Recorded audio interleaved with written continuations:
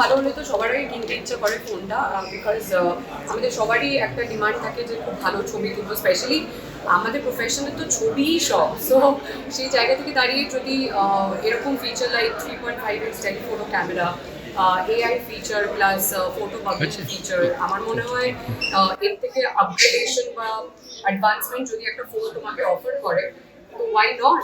And it's at a very reasonable rate.